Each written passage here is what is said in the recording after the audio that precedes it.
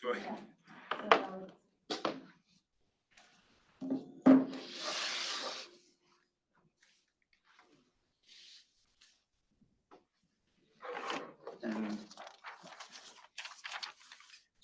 this is the agenda. Ben, can you hand out?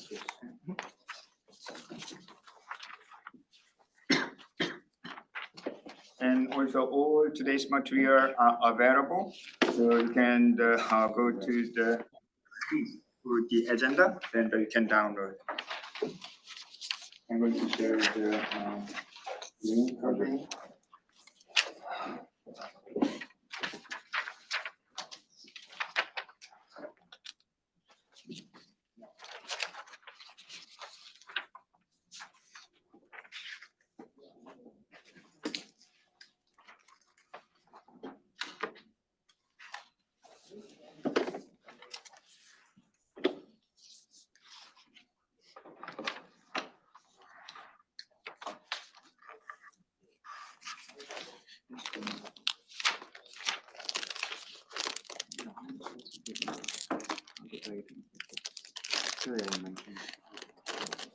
Make an appearance.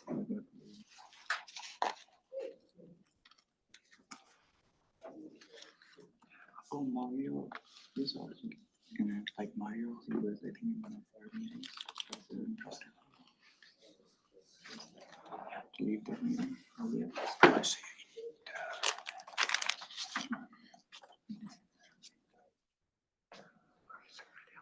You don't have to read more of that. Just very briefly. But I'm going to show you the slide. And the same thing for the others.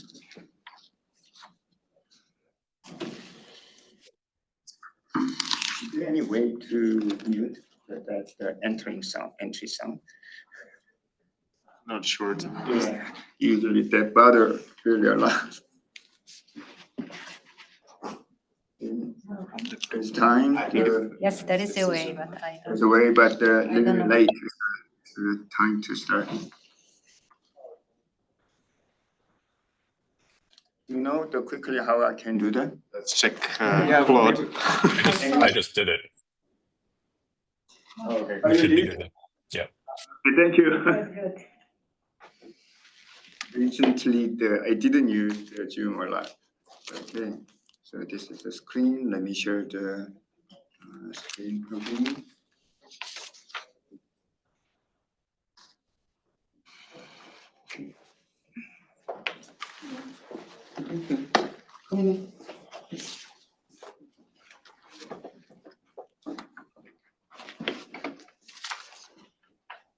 So hi everyone, welcome to today's workshop. Like I introduced before, my name is Mengyuan and I'm the Vice President and the Research Assistant at the MIG Lab.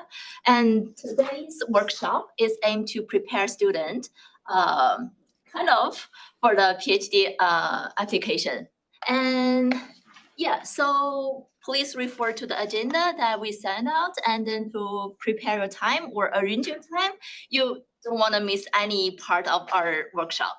And then, yeah, so let's get to the first part, which is the Dr. William. He's the Associate Professor of Computer Science and whose research interest is the cybersecurity. And he will talk about how to prepare for the PhD admission in general. Thank you. Hey, yeah, thanks for the introduction. Everyone can hear me, I hope. Let me just go ahead and first share my screen. Stop share, probably. Oh, sorry. Oh, no problem. Okay. How about this? Can people see slides? Good. Is it full screen or how does it look here? Full screen. Okay, I see. Perfect. All right. Yeah, so yeah, thanks for the introduction. I'm the current co-chair of the PhD admissions committee at Khoury. I'm going to be giving kind of my personal view on what is involved in getting admitted to a competitive PhD program like one at Khoury. I want to stress from the start that this is my own view, right? So that being said, I've been a professor since 2011. I've graduated a number of PhD students. I was a PhD student, and I talked to lots of people that do the same sort of thing at other institutions. So I think my view is not atypical, but do keep in mind that your mileage may vary. Okay, so. This is what I had planned for this talk. You know, I don't mind diverging from this if you feel that there's a burning question that you have that I'm not covering. Please feel free to speak up. It may be good to, I don't know, type it in the chat or something like this. I'm not sure if I'm going to be able to hear things in the classroom all that easily, but I am happy to answer questions as we go along. The only other thing I will say to preface all of this before we really get started is my intent is not to overwhelm you with information or to try to dissuade you from doing a PhD. I do think, however, you should have a realistic view of what is involved in getting accepted to a PhD program in 2025. And to that end, I'll start by talking about the practical issues, the logistics of how admissions work at Khoury. But I think, the more interesting bit really is what are the implications of how admissions work on how you should think about applying to a PhD program, either at Khoury or really at any institution, right? So we'll talk about what advisors are looking for in fresh PhDs, what you can do to stand out because the crowd is very crowded and the applicant pool only gets bigger every year, it seems. And I'll, try to spend a little bit of time at the end to talk about what happened this year.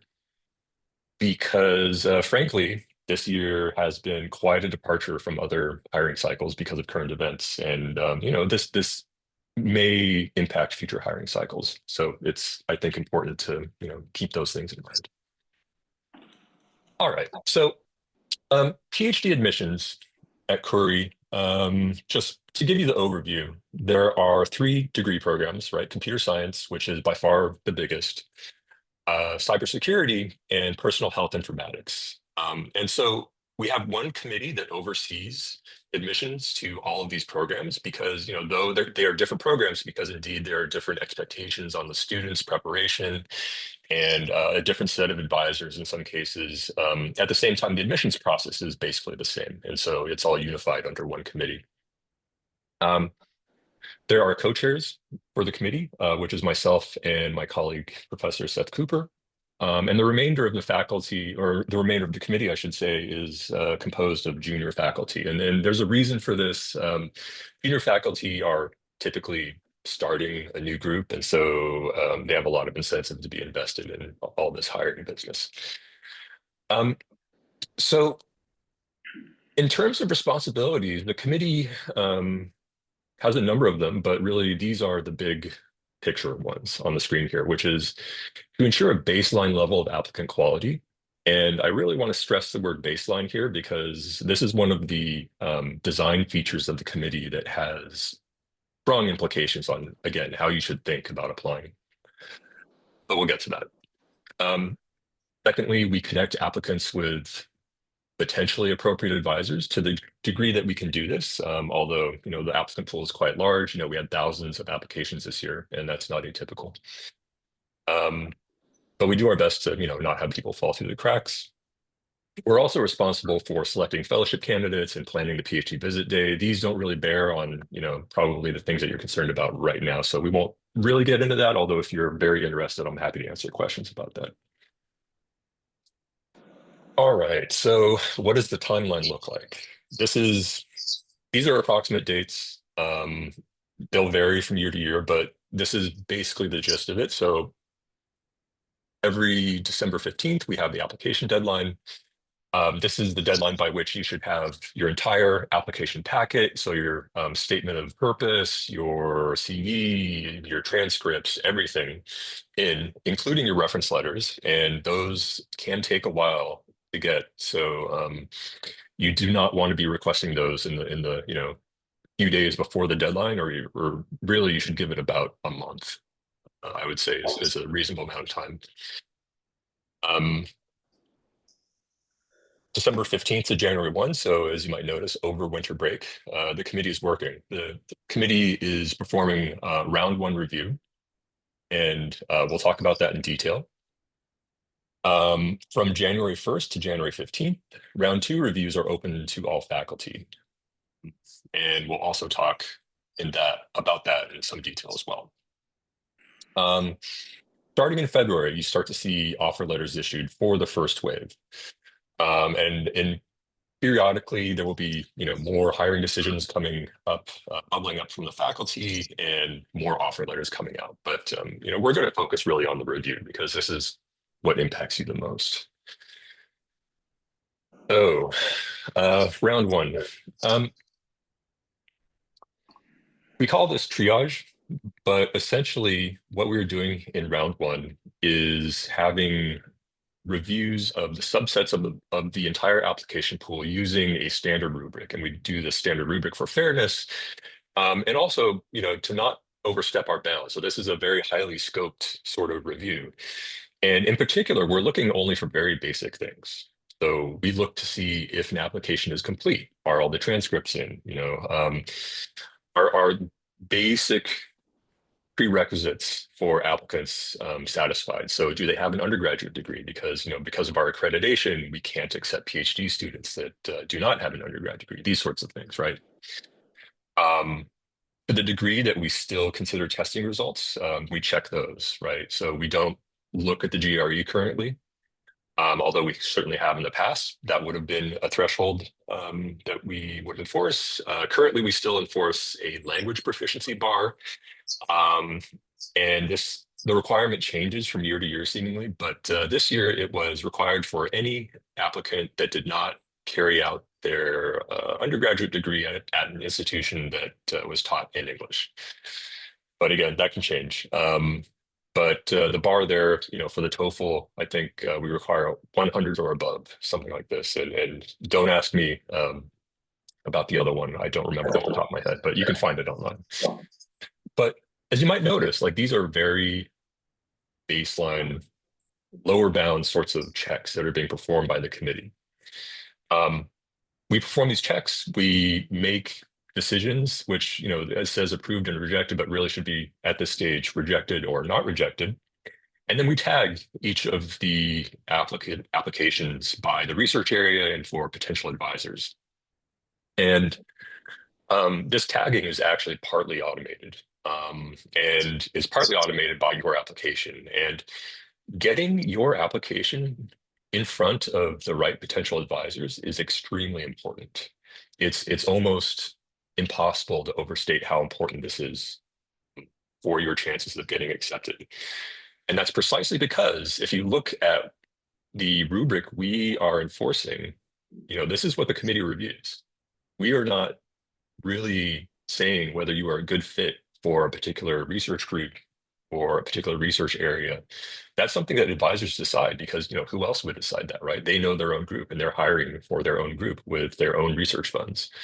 So all of that is delegated to advisors, and making sure that your application goes to the right place is extremely important. It's a critical step 1. Some advisors look through the entire hiring pool, but most do not. So we'll talk about how you can target advisors efficiently. There we go. Okay. In round 2, applications are open for review to all faculty. And this is where the faculty descend on the application pool like a pack of rabid wolves. And, off the record, you didn't hear that from me, but it is somewhat of a free-for-all. So faculty go in, and it's a race to find interesting candidates and schedule interviews with them, which a lot of action happens in the first few days of January. Let me tell you. In principle, we highly encourage faculty to coordinate with one another. So if there are multiple faculty interested in the same candidate, they should talk to each other, coordinate their interviews, think about co-advising, all of this stuff. I say should because that does not always happen. Some people are good citizens and follow this, other faculty just sort of go it alone. And so, that's something that you should expect if you apply and you have a good application, that you will receive potentially outreach from different faculty to different groups. And you should really think of those as individual hiring opportunities. So in round 2, there will be hiring decisions made towards the end of the period after interviews are conducted. We'll talk about what makes a good interview and what faculty are looking for in the interview. And then these decisions bubble up to the college and the university. And in normal times, these decisions would be rubber stamped. So, we would send up decisions. The provost office would say, fine, here's an offer letter. It would go out. That did not happen this year. I'll talk about that as well. And, students either accept or decline. And many students decline because they get, other offers from other places. So as faculty get those declines, they issue new hiring decisions. And so this, again, sort of iteratively progresses until mid-April, which, right about now, actually. All right. So that's the admissions process. I want to talk now about what advisors are looking for, because that's who you should be advertising yourself to, not to the admissions committee. And so let's talk about what incentivizes a research active professor, right? And it's all about papers, perhaps unsurprisingly. But if you did not know, that is what they care about, right? Why? Well, the more you publish, the higher visibility you have, the better your reputation, the more impact you have, however you want to measure that, by H-index or some other metric.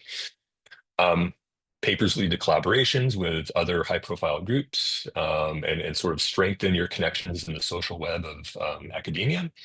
They lead to more funding opportunities, right? If you publish well, then people want to give you more money.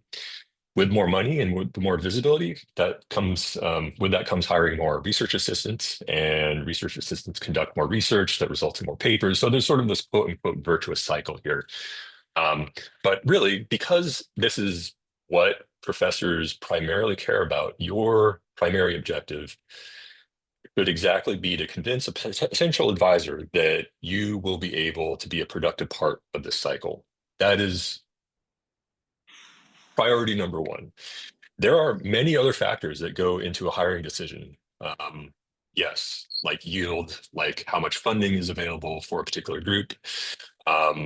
Advisors like to prefer to hire students that might go and become professors themselves and become, quote unquote, academic offspring. That's always a nice thing. But really what you are in control of in this decision process is, convincing someone that you can do research. Okay. So how do you do that? Well, from the perspective of someone sitting on my side of the table, it's all about reducing risk, because at the end of the day, no one can say deterministically, oh, this person will be a good researcher and that will not.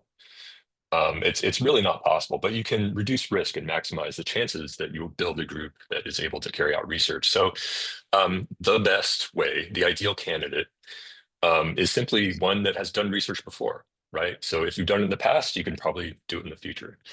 So if you have papers in top venues, and moreover, you can talk about how you drove that project, you were the first author, you had a leadership role in some way, then that is a very strong case that you will, be able to continue that and contribute to a PIS lab. Now, it's not necessarily the case that every applicant will, fulfill this ideal, right? And I say it's less common. I probably, I don't know, 10%, 5% of applicants fit that profile. So, it's understood that you may not have that. So alternatively, what are we looking for? We're looking for candidates that have evidence of research potential, right? So there are a number of things that people look at, and every advisor looks at this slightly differently, but these are some of the big picture things to consider. So strong academic credentials, right? You don't need to have straight A's But your grades shouldn't be terrible. You know, my undergrad grades were not straight A's, just to give you one data point. They're a good indicator of what you can do and where your strengths are, but they're not the whole story, and they're not even, I would say, close to sufficient to making a good researcher. But all in all, you do prefer candidates that have a stronger background there.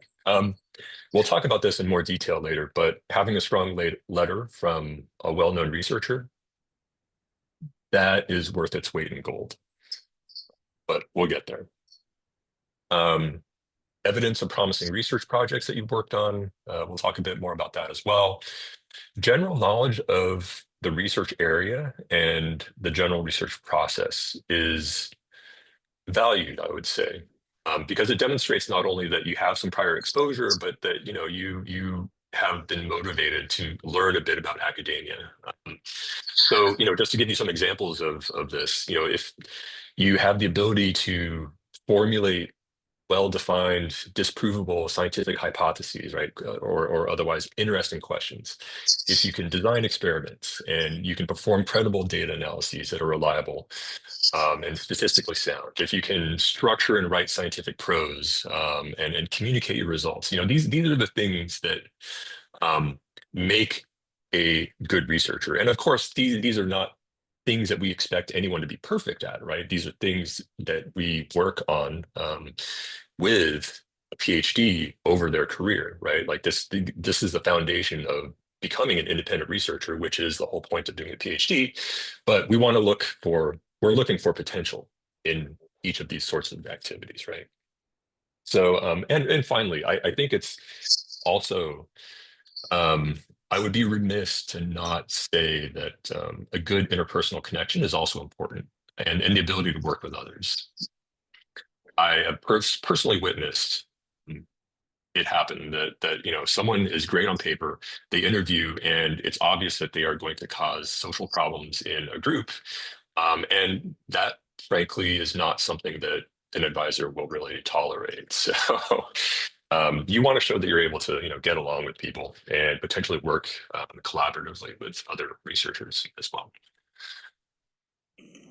Okay, so with all that in mind, how do you best position your application to stand out amongst that crowd? Well, remember that ideal candidate, right? Ideally, you want to show that you can publish by having something published by the time you are going up on the market. That being said, like I said, that may not be possible in all cases. So what I would say though is really the most impactful thing you can do, besides making sure your grades are decent and all of that other stuff, is to try to connect with high visibility researchers and volunteer to join projects. And now more than ever, advisors need help with research.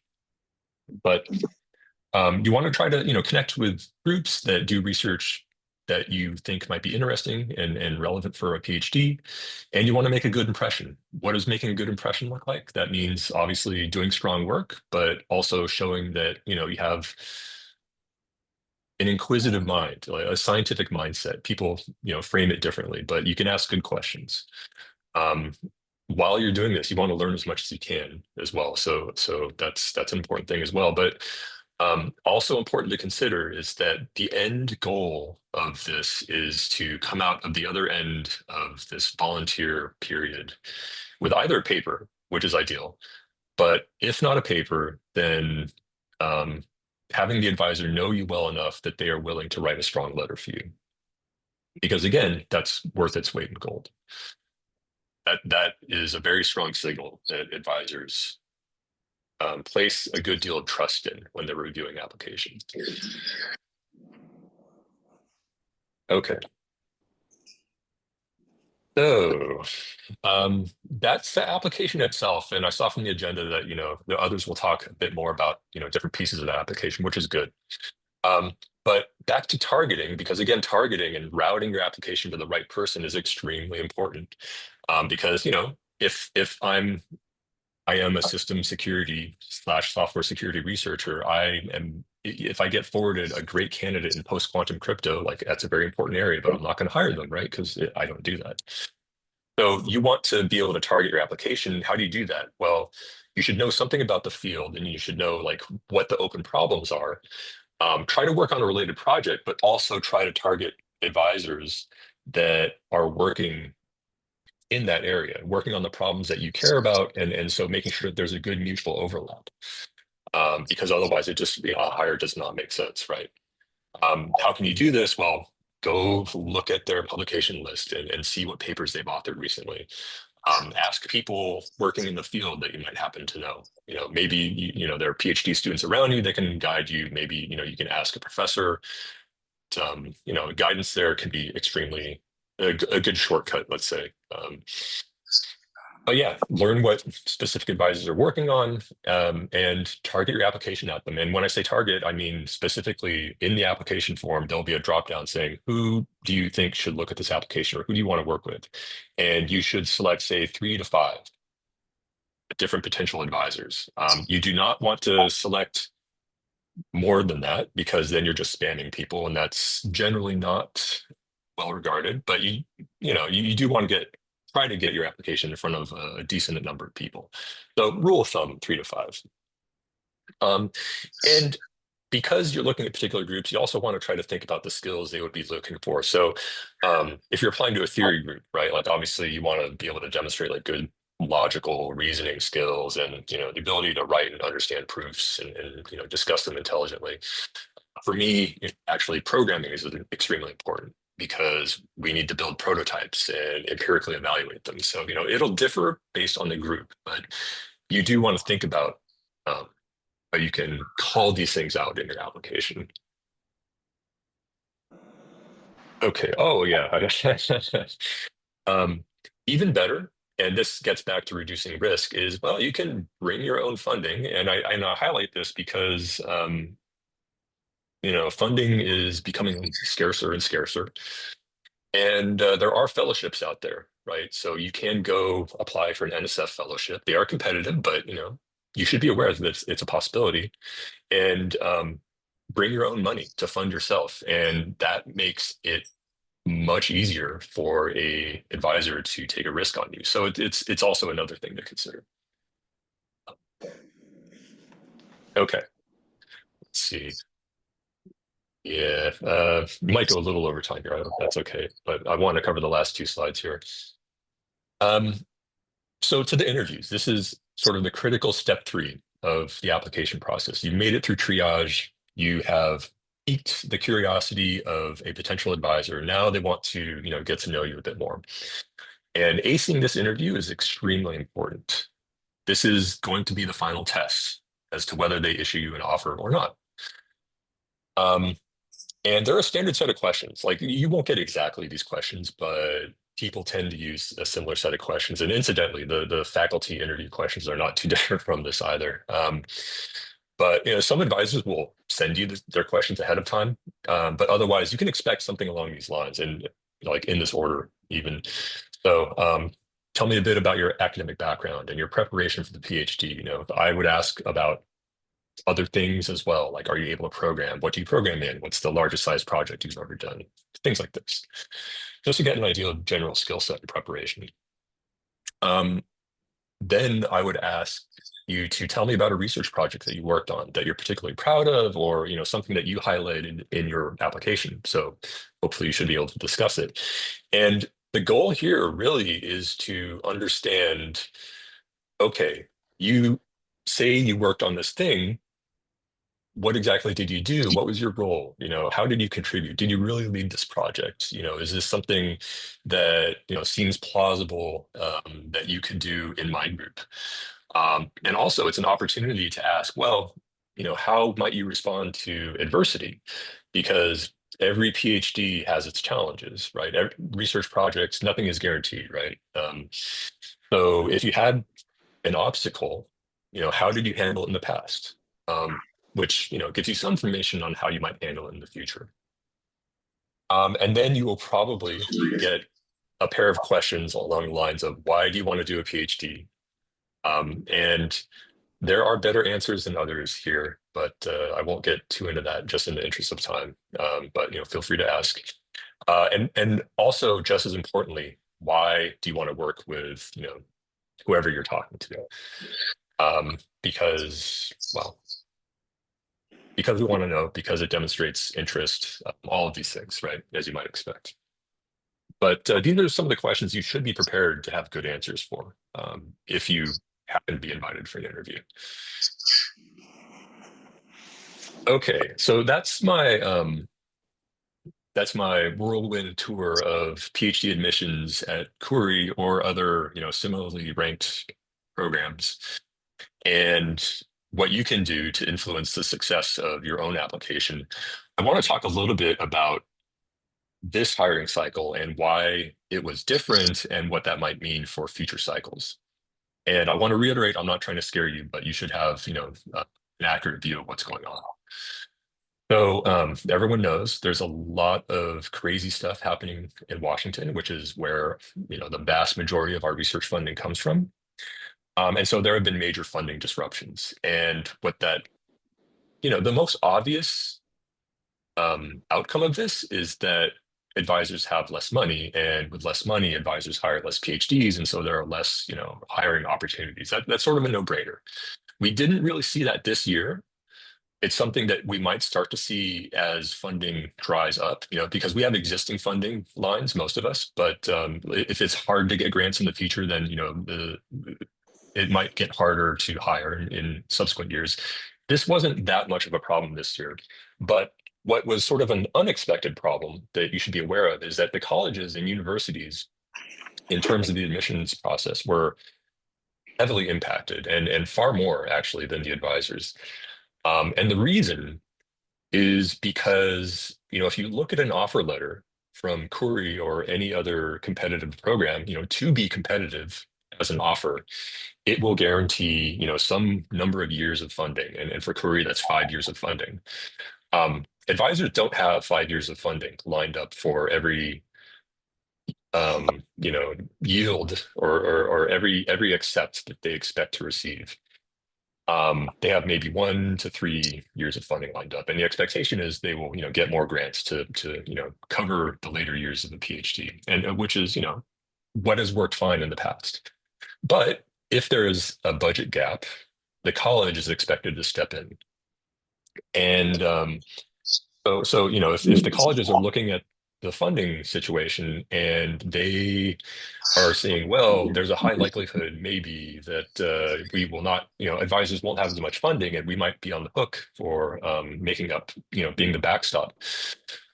They get antsy. And so that's exactly what happened this year, actually, which is that a first wave of offers went out with the expectation among the professors that we would be able to make more. And then suddenly we were not able to, because the university paused applications. And so that's an example of some of the disruptions you might expect to see going forward. I think it's going to impact how us, the advisors, make hiring decisions in the future. So if we can't make as many offers, there will be less positions, but also there are things that might work in people's favor, in the sense that, the offers that we do make have to be rock solid, right? Like, we cannot tolerate, making one offer and having that offer not come through. And so we will be very careful about who we hire, but, we may target, a broader swath of the applicant pool. So it's not all bad, but there are definitely implications going forward. But I just bring this up again, not to scare, right? But you should be aware that everything else being equal, it is more important than ever to fine-tune your application and make sure that it is in front of the right people, will grab their attention, and that you're able to pass that interview. So that's basically what I wanted to talk about. I think, yep, I think I covered everything that I had in my notes, and just a little bit over time, but maybe we have a time for 1 or 2 questions. I'm happy to answer anything that might have come up, and otherwise, thanks for your time. So is there any questions from the in-person students? So you don't want to miss any communication opportunities with the admission committee. Yeah. I mean, Little bit louder. what are the worst questions that, you know, the committee might have come across in terms of why PhD? I saw Professor Mario wrote something in the chat, so I figured I'd just ask William as well. Yeah, great question. So what do you think? Yeah. Sorry. Yes, exactly. So it's a difficult question to deal with in some respects. I can tell you that there are definitely answers you do not want to give. And Mario, I would completely agree with you. You don't want to make it seem like, you know, you're doing a PhD because it's the you know, alternative because you can't get a job in industry. You know, everyone knows on the hiring side that there are more applications when industry jobs become scarcer, right? Like there's an obvious tension there in the market. At the same time, you know, if you say that you are sort of taking away from the impression that you're serious about a PhD, you know, that you're going to stick it out, because a PhD is a marathon. It is not easy, and the only way you will make it through, in my experience, is if you are motivated and invested in the research topic and you care about solving it. And those are the sorts of the right reasons to do a PhD. And because it opens doors that otherwise would be closed to you. It's not about money. It's not about, you know, biding time until industry, you know, jobs, you know, flourish again. So good question. Sorry, yes. I said the full-time worker as a PhD student. I mean, I guess it's asking part-time PhD available. Yeah. So it does occur. Let's see. It can happen a couple of ways in my experience. So sometimes you will have people that are already sort of at a researchy place get sponsored to do a PhD. And so they might remain close to or at full time, but also try to do a PhD on the side. That can be very difficult. I mean, a PhD is sort of to me, the point of a PhD is you carve out a space in your life where you have time to really think deeply about a small set of problems and not be distracted with other things. And if you have a job on the side, it's very difficult. But you know, some people do try to balance these two things. A part-time PhD and a part-time full job, I think, is more common, at least in the US and at Khoury, from what I've seen. And I had a couple of students that have done that. It's still very difficult, but I think there's a better chance with that. But yeah, no, you're setting yourself on an even more difficult path if you are considering that. But I get the incentive. You know, PhDs do not pay well. I've been there, let me tell you. But yeah, that's about that. What happens when PhD students don't make it through? That's a great question. So it depends. It depends really, mostly on a couple of factors. So if you are coming in without a master's, one potential path is to master out, as we say, which is to say finish classes and be awarded a master's degree on the way out. You know, it's a good deal for the student. It's not something that advisors are super happy about. So, you know, having I should back up. Having a PhD student fail out of the program is not good for anybody, right? Because you're investing your time and you're making a big sacrifice actually in terms of your opportunity costs. But the advisor is also investing their time and their funding in you, and they want you to succeed. And you know, they're probably looking to make a go, no-go decision on the rest of your PhD about 1 to 2 years in. After you pass quals, so to speak, we don't really have quals at Khoury, but you know, after you pass that milestone, and this is true of top programs in general, I would say, that is the real milestone as to whether you're going to get your PhD or not. The rest is like, okay, where are you going to get your papers published? You know, how long is it going to take you to write up your PhD thesis and defend it? And the defense, if your PhD advisor lets you go up and do a defense where there's any possibility you might fail, they've already screwed up. Okay. So you want to stick out those first 2 years, but if you don't, you can master out. If you already have a master's, well, you find a new path in industry, or figure out what the next steps are, and that can look different for different people. But that's my answer on that, I guess. Yeah, thank you, Professor William. Thank you for all the information. I hope I can get go through this process before my application. Thank you.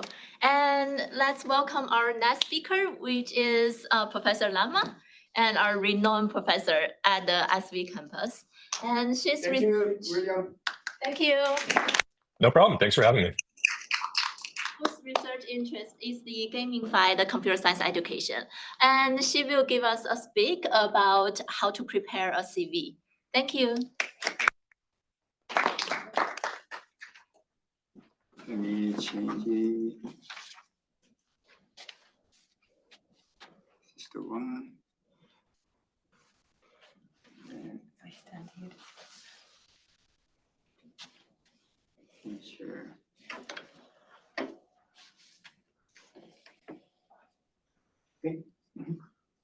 Okay, hello everyone. So I prepared those slides, and as you will see, a lot of the concepts overlap with what Professor William mentioned. So yes, so how do I write a good CV? Okay, so first of all, you may think, well, CVs are for applying for jobs, so I really need a CV to apply for a PhD. Yes, we do, because this is what, it's a summary of all of your documents, and this is what we need to look at whenever we need to select you. And as we just saw with Professor William, you really need to convince an advisor that you are the right one for their project. Okay, and again, you are eager to get into this position, to get a PhD position, but also the advisors are equally eager because they have funding and they really want the good, brilliant applicant that will do research for them. So yes, it's both. You are looking for a good position, but the advisor is really also looking for that good student. Next slide. Okay, I pasted here a link. This is where I got some of the information. What shall I put? What are the sections that I need to put in my CV? Okay, you can look at this link later, and I will not go into each point in details. I'll pinpoint most important things. For example, in your contact information, they advise you not to put a picture. Yes, you need to put your name, email, contact number, and so on. They advise not to put a picture because it can be looked at differently, by colleges. Okay, I'll give some general guidelines, and I'll pick some of these 9 sections that I put on the previous slide to highlight what's important. Okay, again, general guidelines. Whenever you want to describe anything, the courses that you took, your research interest, your RA, whatever. Okay, you want to describe, use lots of action verbs. Okay, I put some examples, the crossed ones. This is the ones that you don't want to write. For example, you're trying to get into some area. I use the gamification of education, since this is what I work on. You don't want to say, well, I love web development. I really think gamification is the right thing for me. Okay, you don't want these, okay? Yes, lots of people would love to work on lots of things, but show me how you will contribute to this project. Okay, if I want to hire you, okay, I want to see how you can add to the project.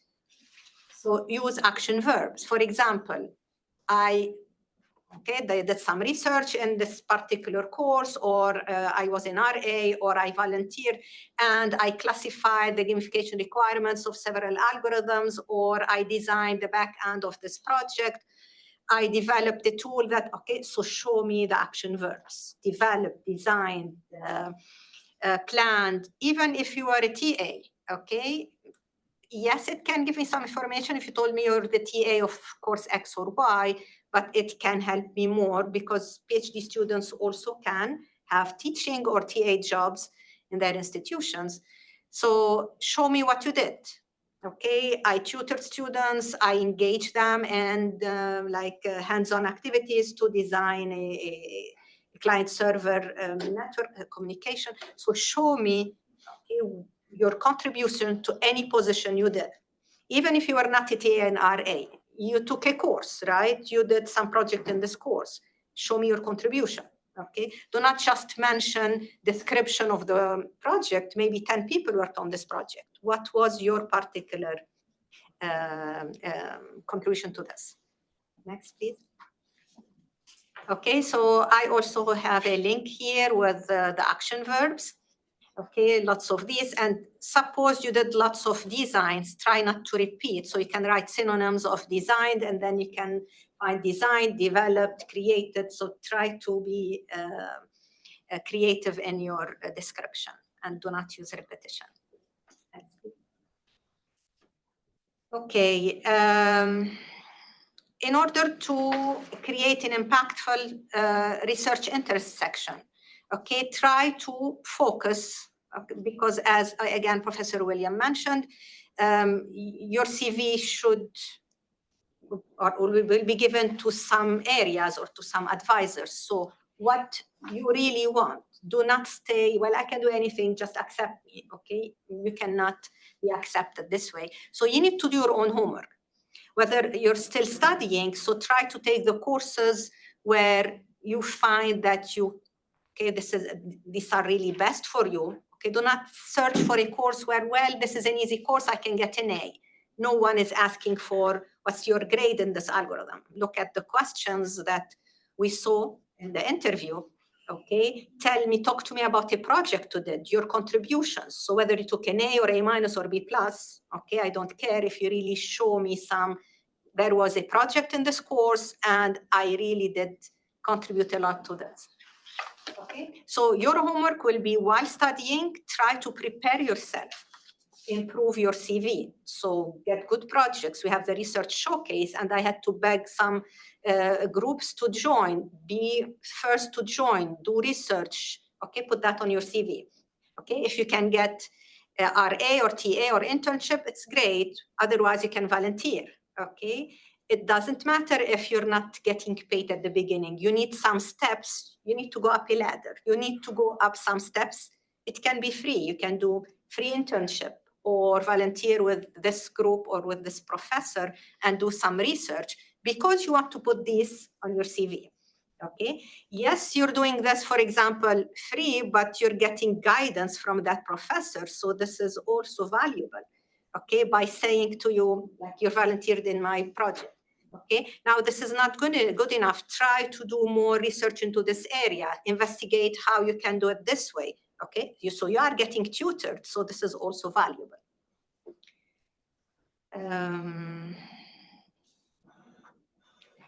This section is very important, research and work experience, okay? And it's the deciding factor when we would like to look at your CV and decide what you did. So include both paid or voluntary, okay? If you volunteered or you get paid for your research work, for example, whether it's full-time or part-time work, okay? And university project work. Yes, there are some skills or experience that is more valuable, like if you went and did some internship in a company and you did some research project there, or had an RA and did some research also in your work. Otherwise, even any course project, we ask you to do some research work in lots of our courses, so do them the best that you can.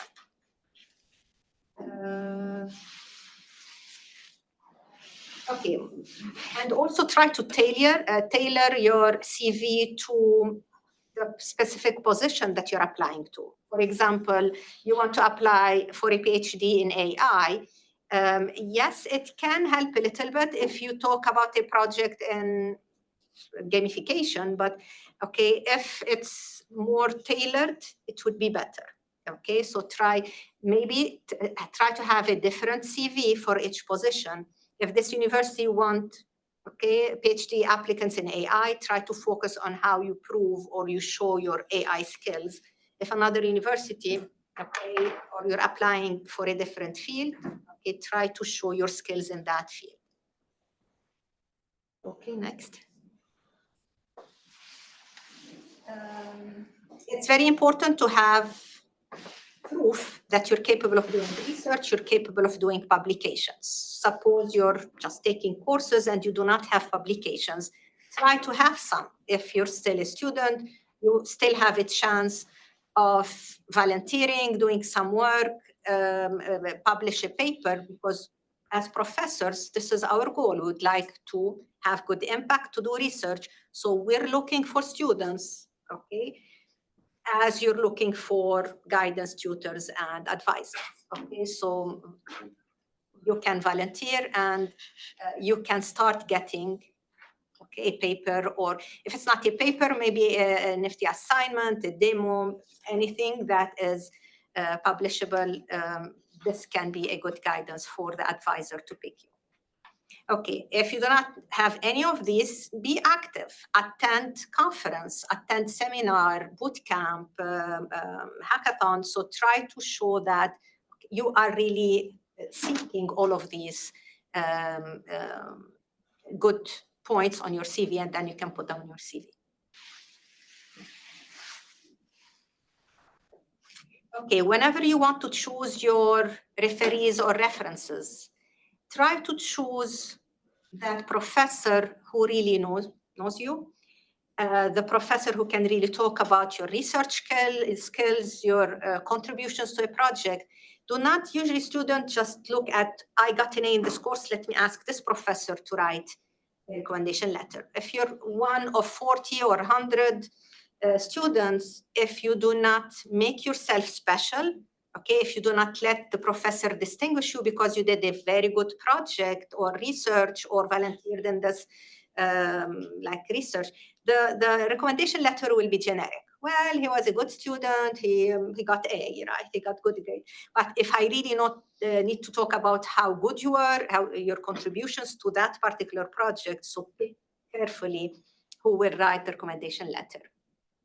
And of course, you need to ask permission of the professor. Can I add you as a referee or as a reference? And then you can do that.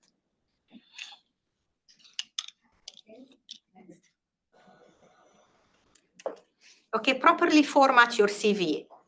Avoid repetition. Do not keep repeating the same idea just to get a longer CV. You can use some bold, italics, etc. Be consistent. Do not change the size suddenly. Do not change indentation, the way you try to be organized, because this can give a good impression. Do not write dense paragraphs. If you want to describe the project, do not describe the idea because maybe 10 people worked on it.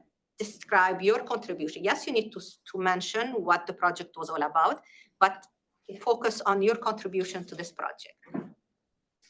Okay, submit it as PDF if you want to share it. Get it checked by, we have career advisors at universities. We have that advisor maybe that you work with, you did research with. So try to get their opinion on, is my CV good? Because you may think that I'm writing the best CV, but then other opinion can change this. Okay, next. Okay, these are the references that I have. So if you have any questions. What would you say are the main differences between an industry CV and an academic CV for a PhD application? Okay, even though industry, they also like to have the applicant have some degree of research, because industry do not only look at your programming skills and packages and software that you worked on, they also like some research. But a CV for PhD should be more focused on your research skills or project in that course, or okay, more than okay, what are all the programming languages that you know? Okay, in an industry, maybe they want all the technical skills. Okay, and CV focused for PhD, show your contributions, right? The more research work. Okay, yes, you may want to do teaching, so you can also put it here. Maybe in an industry they don't care. So. I do a quick follow-up to that. Thank you for your answer. What would you, so as you are writing about your industry experience in your academic CV or resume, is there a particular angle that you would look for in that industry experience that is more relevant to the PhD? Yes, now as you worked in industry, so most probably you wrote some program or back. So this is also valuable. Okay. Doing research, you will not all the time do theoretical research. You may want to write that program, that prototype, that okay. So yes, show your contributions. Okay, yes, research-wise it's important, but actually also results. Okay, we got this, how I tested, the whole flow is important because we'll be doing lots of these. Okay, I did some research, but then I implemented, and then I tested. I found some changes that I need to do. So it's an iterative loop. Okay, so to show all of this process, it's also valuable. Thank you. Also for the recommendation letters, it's can only limit it to the professor or the faculty members or like intern manager something. Okay, yes. As I read, it's recommended that usually institutions require 3. 2 of them, okay, it's better if they are academic.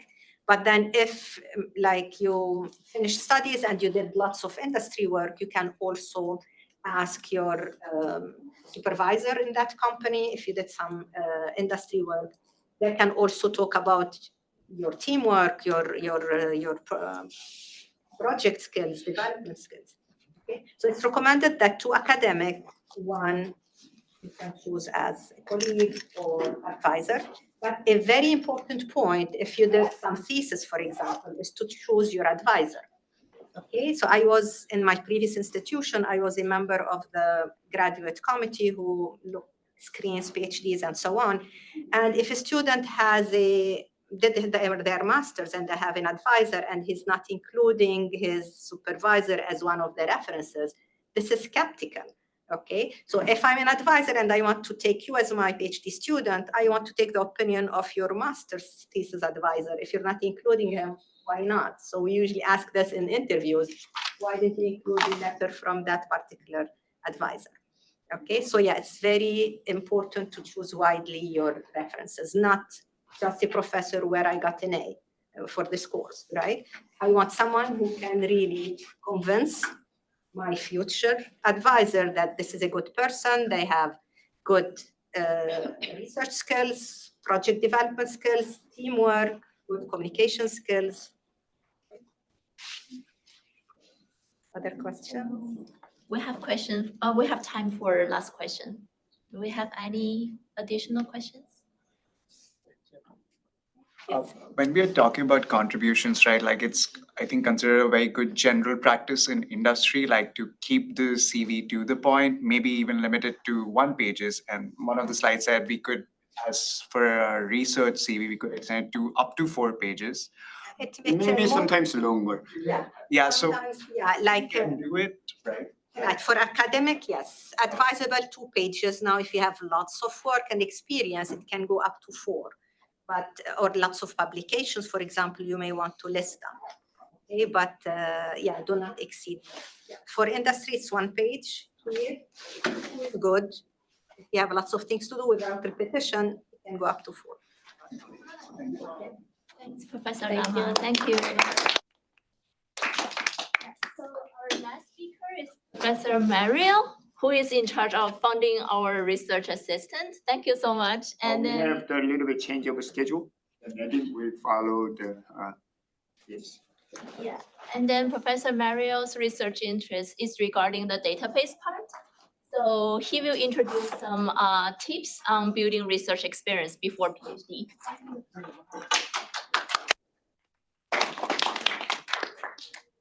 Can you hear me well? Great. Okay, good. So thank you, Jeongkyu, for inviting me to make this presentation here. And I actually like that I'm going before Nadim because I think this fits really well with William and Lama were talking about before. So my name is Mario. I'm at the Khoury Vancouver campus. So I'm in Canada. I'm in another country, still suffering a little bit of the rebounds of what's happening in your country. And I serve as the director of Pacific Northwest Research, basically taking care, quote unquote, taking care of Vancouver, Seattle, San Jose, and Oakland. That's our building, a very nice building, right smack downtown Vancouver. If you ever come to Vancouver, it's impossible to miss this building. And just besides it, you have the Vancouver Public Library, which is also a very iconic building that we have here. And that's where my desk stays, where I'm pointing right there. So talking about how to get a research opportunities here, I think this is a very important thing. You have to be at the right place at the right time. You cannot determine that. It's sometimes serendipity and luck. But opportunities will knock your door even if you don't notice. Don't ignore them. They may never knock again. So always pay attention to what's going on. For instance, this very seminar you're attending, is an opportunity that if you pass, it may not happen again, or maybe it's too late for you to apply. So always be on the lookout for those things. Talk to faculty members and other students. Be curious and inquisitive, but don't be annoying, right? There's this fine line where you're asking questions all the time, and people really get excited, want to talk more about that with you. But there is one point that you may become annoying. You're talking too much. So do your homework first, and then come talk to me. So everything here, there's a fine line that you have to be very careful when you walk over it. Oftentimes, students come to me and say, oh, I have an idea, I have this problem, and I know how to solve it. Well, if you know how to solve it, you're not really doing research. Go ahead and solve it. That's fine. Good for you. But you're not going to make a thesis of something that you already know how to do it. And I'm talking mostly about master's thesis because that's what we do in the network. And then the PhD is a bit different. So William was telling you things that you're looking at PhD students, and we're training you guys at the master's level to be that kind of student for the PhDs, for the PhD level. So it's learn how to do the research. It's coming up with a question, of a problem, and what has been done around this. How can I evaluate what they did, and what are the flaws or the drawbacks or the assumptions that I can drop? There's a lot of nuances that you can approach when you're doing research work in a research project. So resist this temptation that I know how to solve it. If you know how to solve it, and people say that Albert Einstein, and I don't know if this is true or not, he said, if I knew what I was doing, that would not be research, would it? So research is part of, we don't really know what you're doing at some of the time here, but we're equipped with knowledge and courses and literature to help us solve a problem. That brings me to capitalize on the courses you've taken.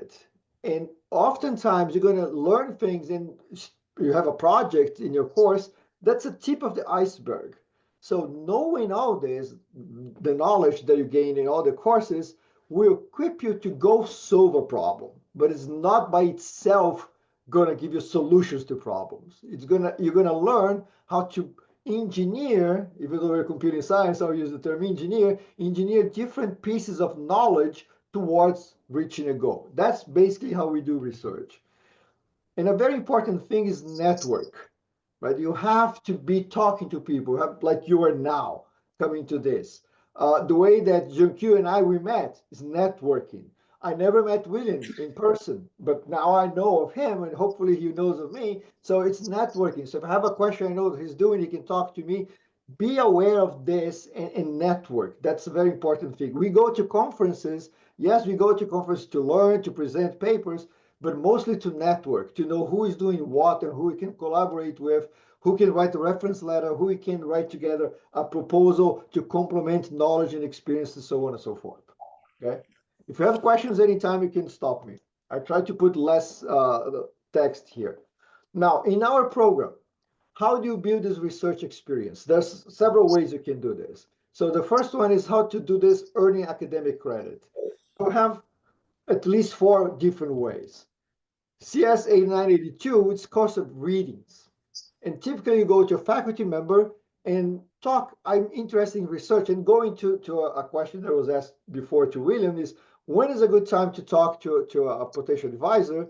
Well, anytime, but be careful what you talk, right? It's, like I said in the answer, I'm doing a PhD because I don't find a job. No. If you say, I want to do a project because I don't find an internship, that's not a good reason. You have to have motivation. You have to have this passion.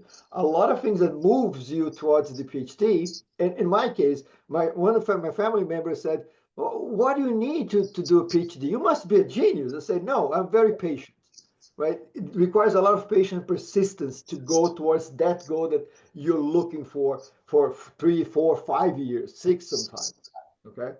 So this course is important, is interesting in the sense that it allows you to get your feet wet. So you have an idea and you don't have a commitment about doing research long term.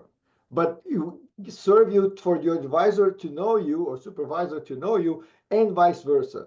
And to Lama's point, this is what can give a very nice reference letter.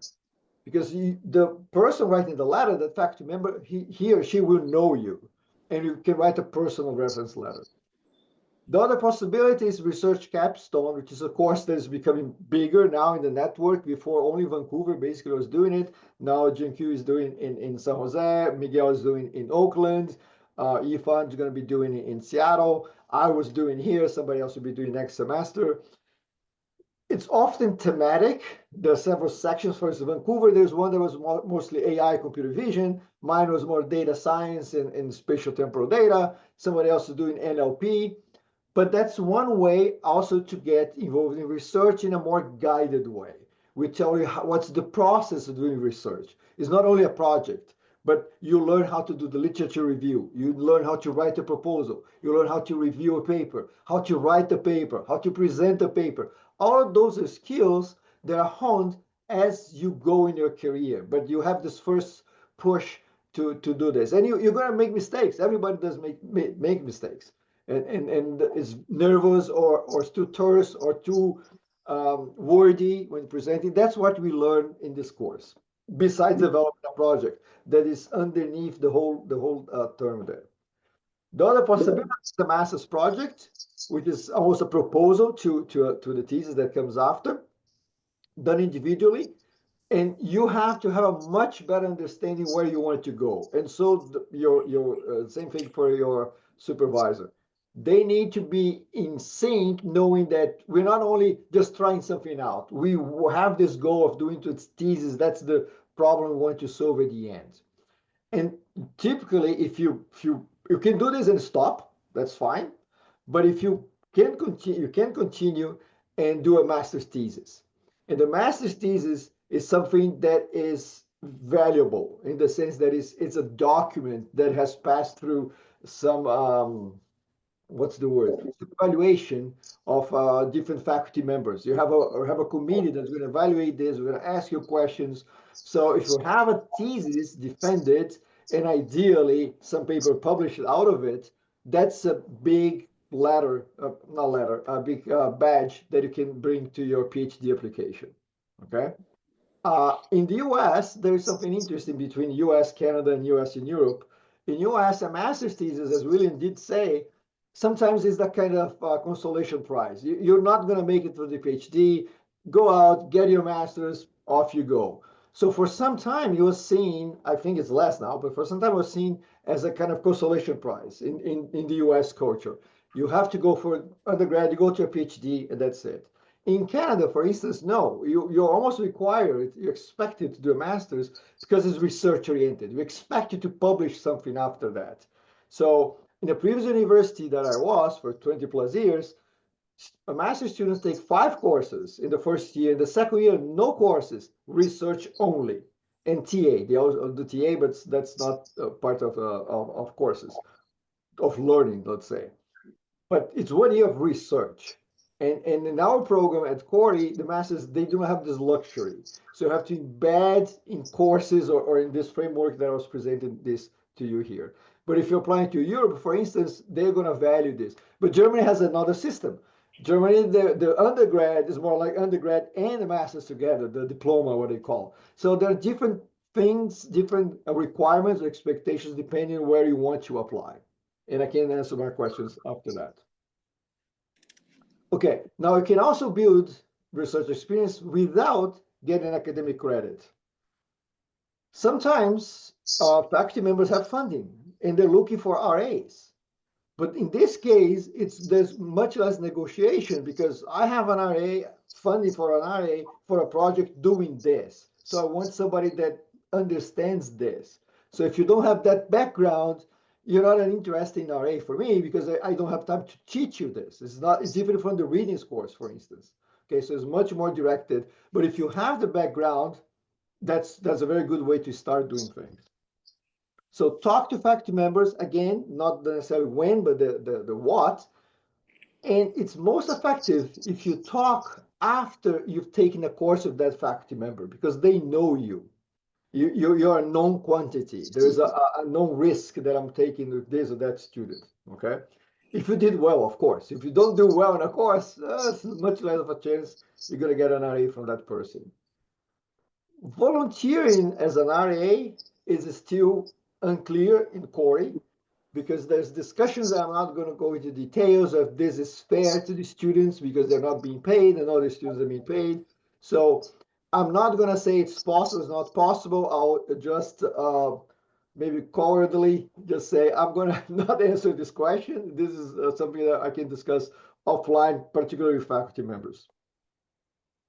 And you can create and use student clubs as this research incubator. When I was in San Jose last week, and I was talking to Ilmi, and she says, I'm sponsoring a student club that's doing some work with drones. And there is some research component here. So it's not a serious, I'll put in quotes here, research in the sense that you have to have a deliverable, but it creates this incubator. That's the idea that came to me. You talk to each other and you start knowing what they're doing and it starts creating this opportunity for you to do something, okay? So I'm not going to take a lot of the time, but to conclude here, keep eyes and ears open for opportunities. They do appear, they do show up, but you have to be tuned for them. Attend research seminars. That's one way that you're going to learn what people are doing. They're not going to come send you a letter or an email say, I want to talk to you about this. You have to go and look for them. And you don't really know what you like or dislike. That's one thing that, especially these days, a lot of people say, oh, I want to do AI. Well, yes, you can do AI, but there's a lot of math in AI. If you don't like math, you're not going to do machine learning or reinforcement learning for that matter, research-wise. You can do application, but not research-wise. So attending these research seminars gives you a taste of what you like, you don't like. I'll give a personal example. I didn't really know much about computer architecture when I was doing my PhD. I took a course of computer architecture, and now I know for a fact that I don't like it. But I had to do it. I did okay in the course, but I didn't like it. And now I know that. So it's important to do those things so you can have make an informed decision of what you like and don't like. Acquire experience writing and presenting technical work.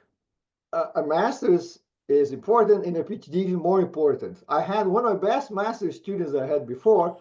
He said, I'm not going to do a PhD, even though I really wanted him to do a PhD, because he said, I don't like this writing paper business. Very honest, but he recognized that if you don't like that, don't do a PhD because it's expected of you and your supervisor expect of you, because as William said, we need papers. That's our currency. And if you say, I don't want to write papers, just don't want to do research, that's not going to work well. So you need to get experience writing and presenting. Presenting is an art. So sometimes people are very good researchers and terrible presenters. Like I'm pretty sure you know, very good faculty members who are not very good teaching faculty, or not teaching faculty. They know how to teach well, but are very good researchers. It's always the case like this. You have upcoming now in San Jose in particular, and you're going to also have in Seattle and Vancouver, showcases, the student showcase. That's a very good opportunity to create a poster So you have to be able to synthesize your work in a poster that doesn't have much words and be, besides your post, explaining your work, showing your passion to other people. So I really highly recommend you to start thinking about doing this. As again, William said, in publishing papers, very valuable, period. But if you open source artifacts, so if you created something that can be an app or just a different data structure, you came up with a data structure to speed up query processing, publish that. There is value in this. Data sets, there is value in acquiring, creating data sets if they follow a principle, have the principle thing behind them, okay? Because they create impact. And that's something that when you're applying, people are going to look for. And then have this public, neat, organized GitHub repository. Because some advisors, I think William said that, program is very important, more than theoretical knowledge. But I can see your GitHub, I can go and see what you've done, I can look at your code, the quality of your code. That tells me if you're organized or not. So that's your business card in a sense these days. It's very important to have. And make sure faculty members know and remember you for good reasons. And going to Lama's point, a recommendation letter that is lukewarm or impersonal will not help you. I would, in 20 plus years in academia, I'll say one of the most important things for PhD applications and for hiring faculty members are recommendation letters. If a recommendation letter is just, yes, this person took my course, got an A+, okay, I can see that in your transcript. I don't need somebody to tell me this. But if somebody can write a letter saying they work in this project and develop this and show interest in what they are independent in doing those things, that values a lot. Because in a PhD, more than in a master's, we're looking for people that can do research on their own. So what I typically say, and I don't know if others will agree, is that when I have a PhD student, I know I'll be in front of them for a while. But soon, say 2 years, I want to be behind them, running after them. They have to be running, I have to be running after them. So you want them to be independent. And a recommendation letter that stresses this values a lot. So there's a lot of value. And I think that's what I want to say. Thank you. I'm going to look at the chat now because I didn't see anything in the chat yet. Thank you, Professor Mario. And we're gonna take one question from in-person attendance. Do we have any? Mario, on the chat, there's a question about the best way to learn about the assistantship opportunity at Khoury. Can you suggest from your position, like the RA? Okay, so the best way is to learn from your supervisor, for faculty members. Today, we don't have a system that we advertise those positions. That's one plan that I have, personal plan, given my position, is to create something like the TA positions in Khoury admin for RAs. So the same way that you advertise courses and people apply for TA for courses, I will be able to publish a project and you apply to be an RA for a project. But right now we don't have a good framework for this, especially the master's level. I don't know Boston how they do this, because we didn't have as much research done in the network. We're starting to do more and more research. So it's not a good answer, but that's what I can tell you now. Thank you, Professor Mario. Thank you. Bye-bye. So let's go to our next speaker, Professor Nadim. We're gonna introduce us how to prepare a statement of purpose. And his research interest, I think, is utilizing the mathematics to inform the modeling process in the computer science. So please correct me if I'm not right. You are for sure right.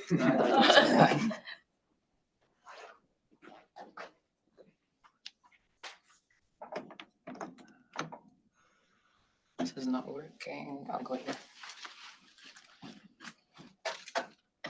Actually, a little bit better. I can put over here. And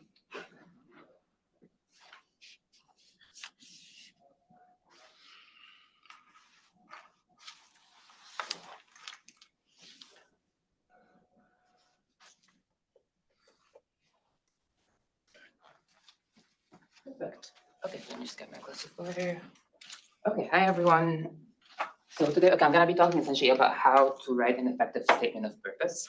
The first thing I want to start by saying, essentially with like the other workshops that were given, I want you to think about it as like an extension of your whole profile. It's not what you have in your CV.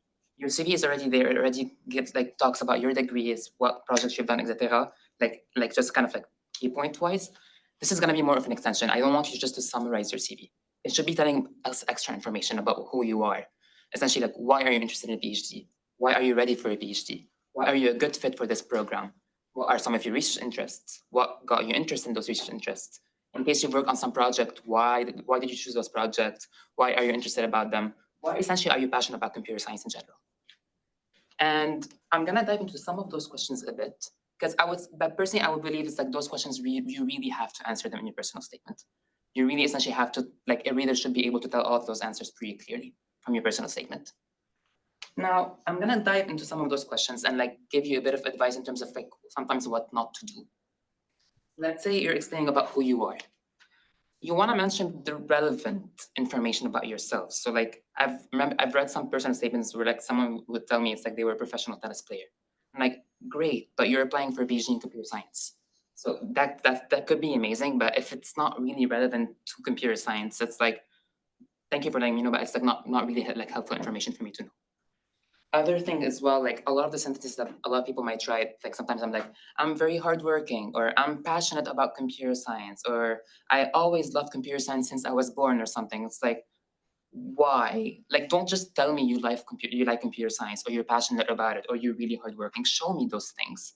Tell me some stories, but about like essentially how you work on a certain project. What got you interested in this project? So it's always got this idea of like, show me, don't tell me. It's often much helpful for me to be able to actually see some proof of what you've done, rather than just like believing what you've told me. It's like, oh yeah, I am hardworking, or I am passionate about computer science. For the next question, in terms of, okay, why are you a good fit for this specific program? Because one other goal of the personal statement is you're convincing the reader why you should be in this program. Why essentially like, okay, why like they should essentially accept you this program, which is often, I think, definitely a hard question to basically sometimes like answer. And like the personal statement should essentially like the way you frame your story, the way you're telling the story, what you've done before. You want to do it in a smooth way, and I'm gonna talk about that in a second a bit more. But in terms of essentially what you're good, like why are you a good fit? Whether it's from a research perspective, are there people in this department, for example, who have research interests that are very similar to yours, for which maybe you could contribute quite a bit and then advance quite a bit of research? In that setting, I would say make sure to look up the faculty members in this department. In case there were some faculty members that you're interested in working with, make sure to know what they're working about. Reach out to them even sometimes before applying. A lot of them sometimes reply to you. You could schedule a meeting with them, talk to them, understand more about their research. And before doing that, I would always say do your homework. So don't just send, in case you're reaching out to a professor because you're interested in the research and you want to include some of that in your personal statement, before reaching out to them, and I want you to do your homework in terms of like, read some of their papers before. Don't just email them being like, oh, I'm really interested in your work. It's like I'm in your research, not having known what they actually work on. Because they often get a lot of emails of that sort where it's like, hi, I'm really interested in your work. I want to be your student, like a best Nadim or something. And it's like, are you actually interested in my work? Do you actually know what I work on? So in case you were to reach out to a faculty member to like talk with them, express interest about like being their PhD student, make sure to have done your work, like you know what they actually work on. The other thing that's also helpful is understanding what the program entails, some of the course requirements, some of just like the research requirements, and then showing that you actually have the qualifications, that the prerequisites to be able to tackle those courses. So that essentially you're saying that I am ready for this program, I can do this program essentially. Now, in terms of research interests as well, it's often really great to mention some of the research projects that you've talked about in more detail. So in that case, like what you actually worked on, what are your actual contributions that you really did to this project? But make sure also to do them in a humble way. It's like don't say it's like, oh, I'm the best person in this field, I'm revolutionizing this field. It's like, make sure to like definitely state your contributions. You should definitely be proud of them. You should definitely be happy what you did. But you could also definitely state them in a way it's like, I was very happy that like I was able to like accomplish those things. I'm really excited to continue working more and more on this type of work essentially. Now, I also talk about reaching out to faculty members. The next thing I want to do which says, I want you to scan this QR code and you will see a personal statement. And this personal statement does answer all of those questions. And what you're gonna be doing is exactly what happens behind the picture. You have 1 minute to read this personal statement. I will actually be like timing 1 minute. And I'm gonna ask you to tell me what you remember from this personal statement. So just let me know once you open it and I'll start the timer.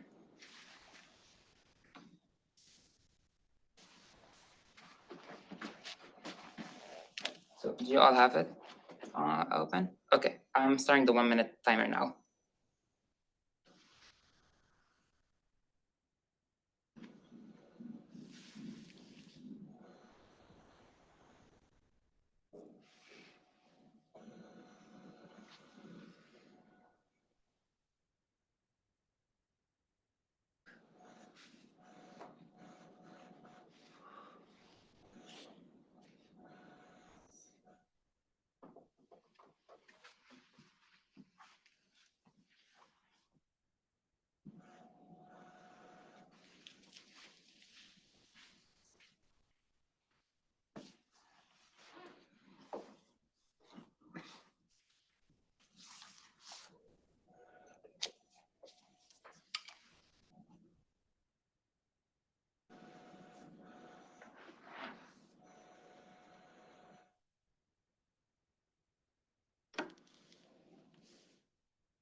Okay, done. Now I want you to tell me 3 key points that you remember from this personal statement. And would love for many of you to share. Well, apparently it's an avid tennis player. Yeah. What else do you remember from this personal statement? To focus on sleep is why you wake up. Yeah. What's another thing that you remember? I agree. Yeah. 35% American now, so sleep very well. That's also, yeah, that's another thing you remember. Engineering? I'm not sure. Mm-hmm. Any other things that you like? Any of you also noticed? He also went to some Buddhist, some monk. Once he was, 100%. So notice this person's statement, if you actually read it now carefully, if you take the time, it actually does answer all the questions that I talked about earlier. But then if I'm only giving you 1 minute, which is the sad part, but often because a lot of universities do get a lot of applications, they don't spend that much time on your personal statement. The average is actually around 40 seconds. You want to make sure that every single key point that you want should really be shown. Notice many of you mentioned a lot of points in the introduction. Other points were mentioned that were the first sentence of every paragraph. Because that's what often people scan basically when they're looking at a statement. They're going to be looking at, especially if they're only spending 40 seconds, it's a 2-page statement. I'm just going to scan almost every single sentence, like kind of get an idea about every single paragraph, and then skip. But then with such a personal statement, although actually it was, if you actually read what's actually written in it, it was super interesting. It's like really nice, like seeing his approach of like why he was interested in sleep and that got him into computer science. But then no one got that from just spending 40 seconds on it. So my advice from here is make sure all your important ideas are always at the beginning of a paragraph. Even if you want, let's say you have an idea of like, for example, with the context of this, personal statement, this person actually went to a school in which he had to work around 15 hours per day. He was actually really sleep deprived, really needed the sleep. So he was actually really passionate about sleep because that was more of a personal thing for him, which got him interested in computer science, coming up with models and stuff to study what the brain does when you're sleeping. So the story of that is actually very personal. It's very authentic to him. But then that was not clear from the personal statement just because of how it was structured. Make sure all those ideas that you really want to communicate, first sentences of every single paragraph, because these are the sentences that are going to be read. Another, yeah, so, but I think some of you like saw, I remember like the tennis. Another thing I remember I read in the statement was like that he turned 18 on one of the birthdays as well. That was also one of the first sentences. So that I would definitely avoid. Another thing is make this is a personal statement, a statement of purpose. Make it personal. Like I want to when I read a statement, I want to remember what this person is. Like a lot of people are going to be applying to computer science. A lot of them are really hardworking, have really amazing profiles, are passionate about computer science. But there's something unique about each and every of you. I want to know what is that unique aspect of you so that I can remember it. Because often when you read a personal statement, if you're reading 20, 30 of them, even more, I'm only gonna remember 2 or 3 points about every single person. So I want the strong points about you. That these are the ones I want to remember. The personal things about you. And I'll create some time for questions.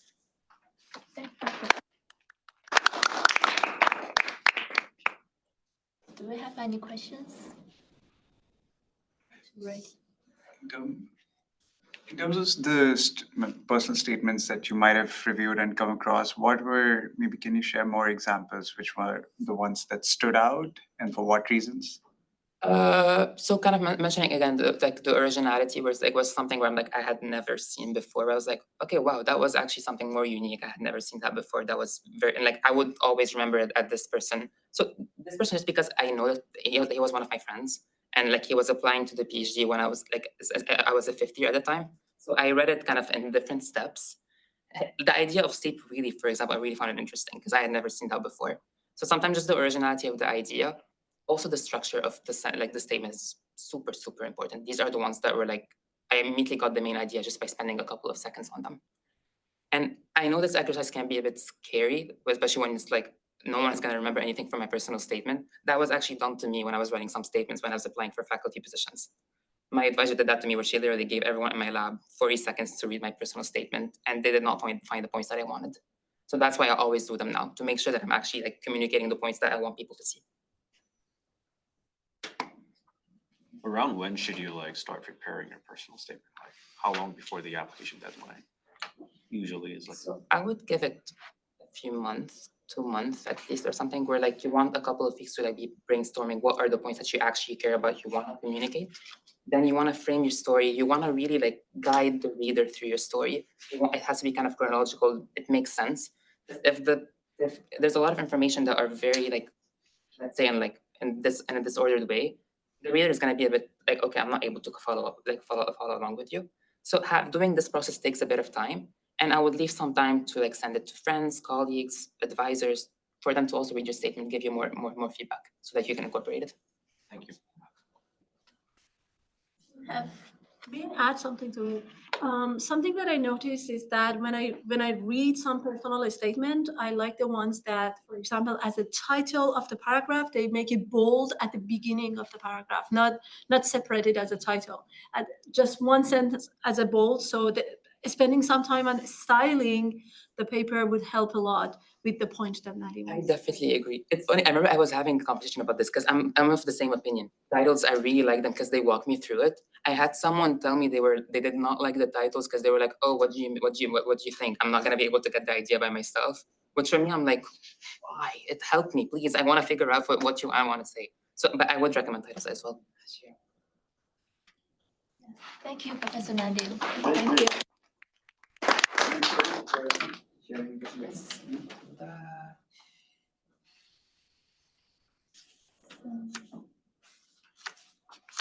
Okay, so it's the time for panel discussion. So we have the 4 wonderful panel today. So Timna and Mariam and Mengyuan. So have a seat, and also the online. We have the Sheridan. Am I correct to pronounce? Yeah, that's right. Okay. So have a seat front. Okay.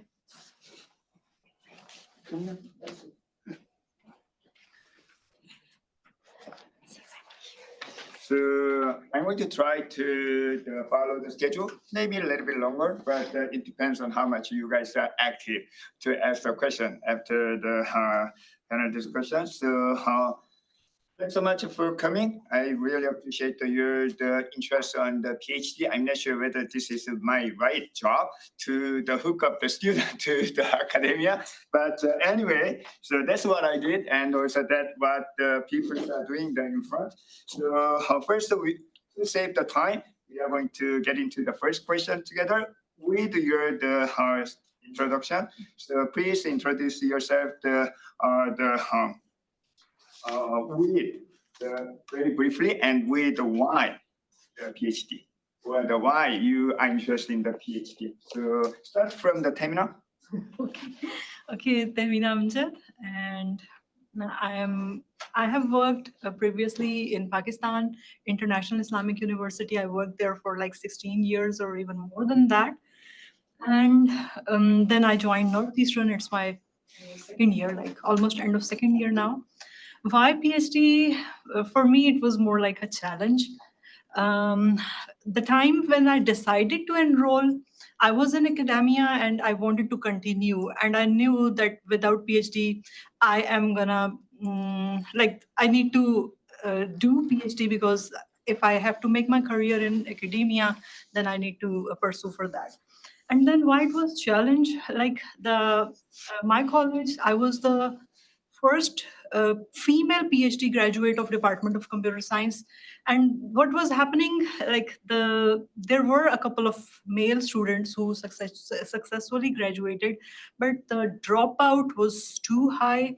And like people, we do not hear about failure in the PhD level, but there was failure rate, and then there was more than failure, it was the dropout, like people joining and then they were just leaving that program. And like none of the females, like there were females who joined the program before me and none of them were successful. And then for me, like I was the faculty member at the same time and I enrolled in the PhD program of the same department at the same time. So for me, it was challenging. Like there was no female PhD in the whole department. And I took it as a challenge. And then like the thing that we need to do is like consistency. Like if I say like what made me through that, it was consistency. Like there were ups and downs, there were spikes, but like something that you need to do if you're pursue your PhD, stick to your plan. Yeah, never quit. So the consistency was the reason that I was able to cope up with that challenge. So I was the very first female PhD of the whole department, like not even a student, but like even the faculty. So I was that was a challenge for me being a female, like in an environment where like there are so less resources. Like you cannot compare that environment with USA. During my PhD, when I joined, I'm taking more time. It's up to you, but okay. So I just our PhD program was a split PhD program. Like I was enrolled at International Islamic University, but my research was at Bloomington University, Indiana, and I had two supervisors, one from Indiana and one from my own university.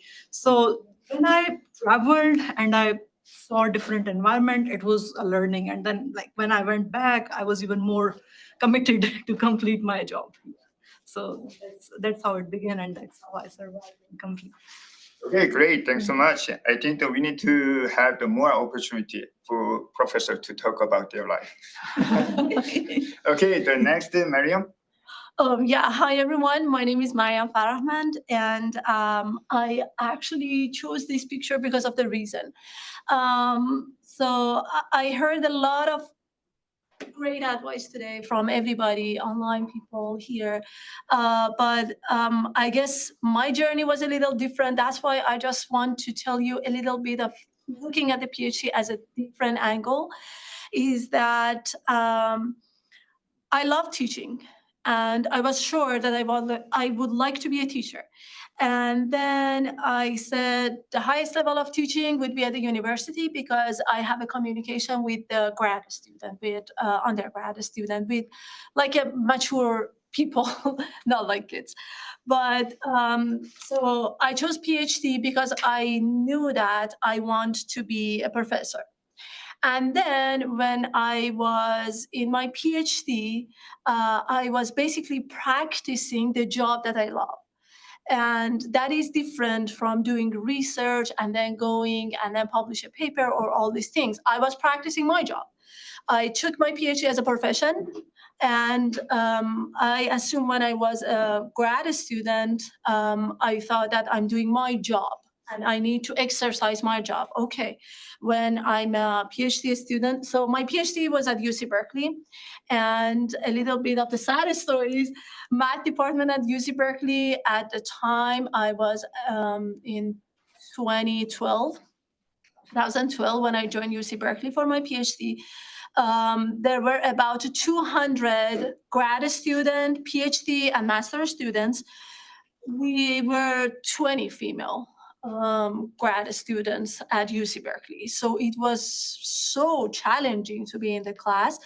And UC Berkeley math department, lots of many fields people who were in the mathematics Olympiad or the computer science Olympiad, and they were so good. Their background was great. And to be honest, no offense, but sometimes in the class, I didn't understand anything that the professor said, because at my experience, UC Berkeley professors, they are more researcher than the teachers. They do research great, but they couldn't explain the material nice. So we were alone to figure out. So as kind of figuring out this challenge, I thought, okay, PhD is my profession. I need to understand well. I need to communicate well. And I need to live. And then after my qualifying exam, I had my daughter. I have 2 kids now, but I graduate. This is my graduating day. And I was graduating when my daughter was 2 years old. So you see, I had my life. I did research. I had so much challenge. I can talk about it later with the other questions. But I think I looked at my PhD as my first job. Okay, great. Thanks so much. Then move on the next Mengyuan. Hi everyone, my name is Mengyuan, and I just accepted as a PhD student at University of Arizona. So yes, and for why PhD, just a joke, I like the cap and the gown of the PhD. So I want to pursue a PhD from very young age. So that's the first reason. And second one is I really like the trial.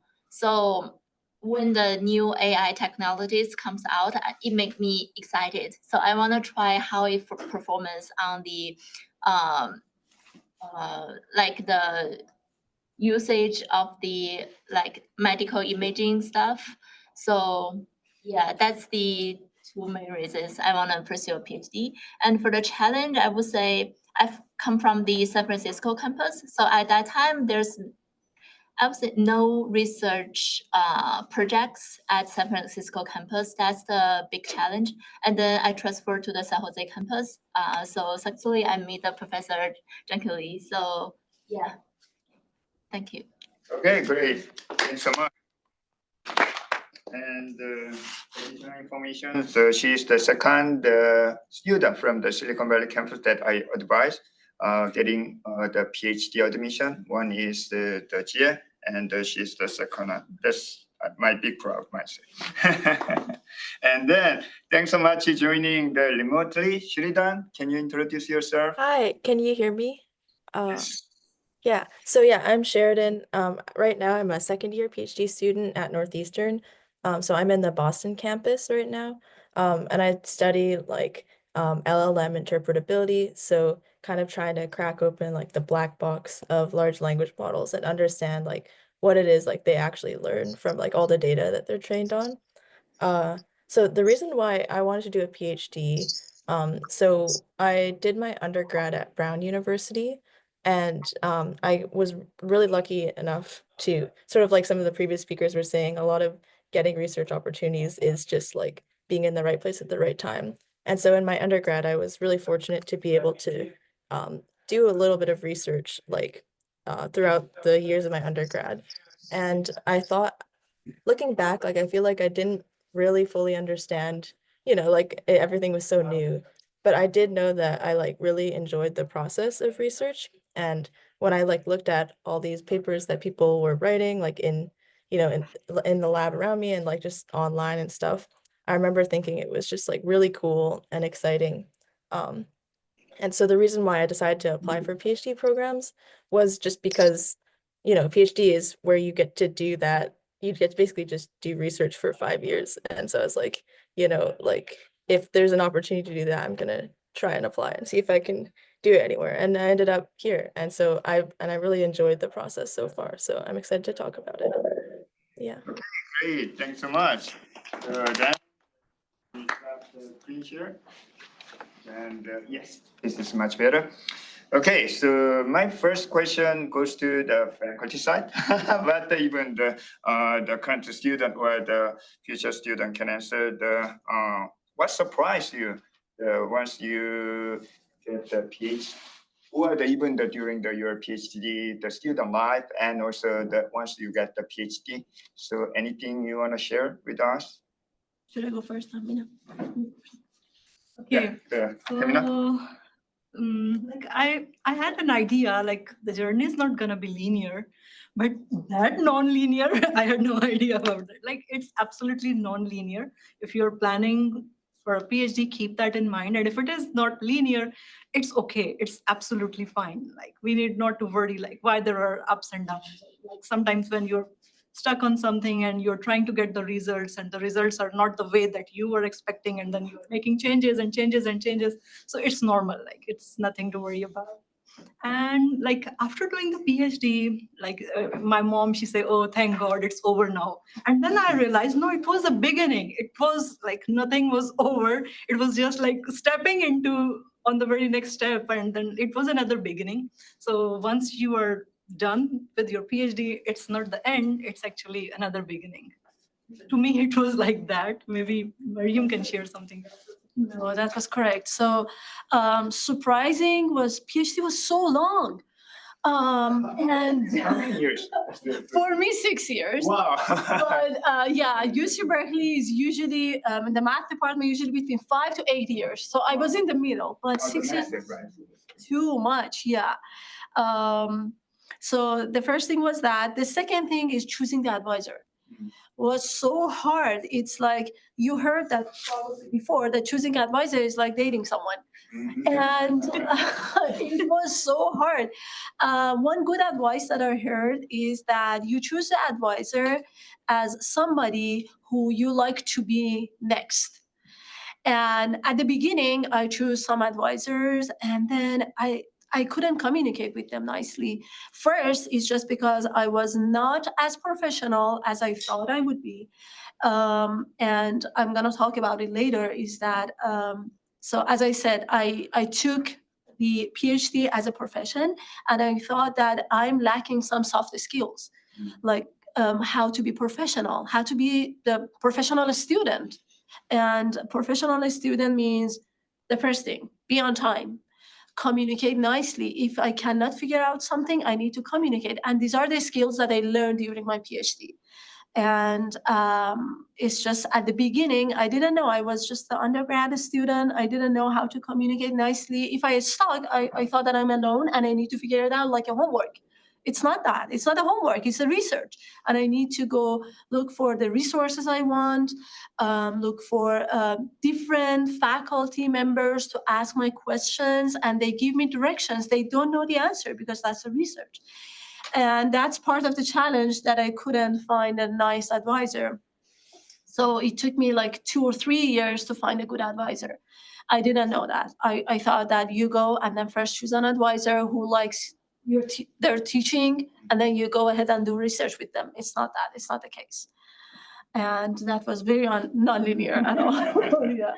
One of the students, as a current PhD student, feel already something different between PhD student and after PhD student?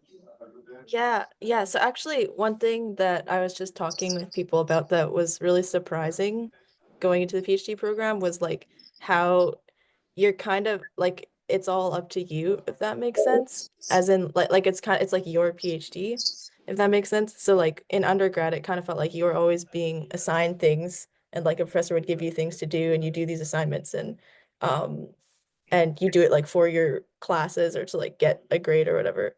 But in your PhD, it's kind of interesting because it's like you have like a lot of time. Like you don't really have as many classes anymore. At least at Northeastern, you don't have as many classes anymore. And you just like kind of decide what to do with your time in order to like work on, get towards like working on like a project or finding something interesting. And like your advisors are totally there to like help you and, like point you towards the resources that you might need and help you brainstorm ideas or give you feedback on your ideas. But at the end of the day, like you're the one that has to, come up with ideas and decide like what you're going to work on and like make the big decisions on the direction of your projects and your PhD, which I was like really surprised by at the beginning because it was just kind of hard to get used to at first. But I think that's also why it's nice, and like, you know, a big advantage of doing a PhD is like how much freedom you have. But you know, it's like kind of a double-edged sword, I guess. Yeah.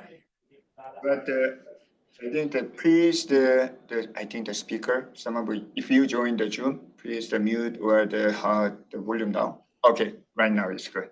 Okay, so then I know it's too early to Mengyuan. So any kind of imagine your life as a PhD. I know it's too early, but what do you think?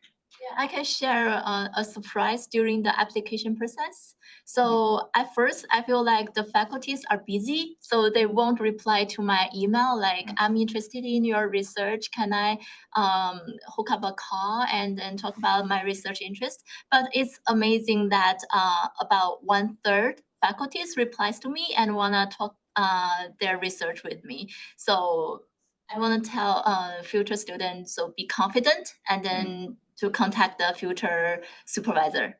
Yeah. Okay, thank you. Miriam and Timina was a little bit mentioned about the kind of the advisor or supervisor kind of dating. I totally agree.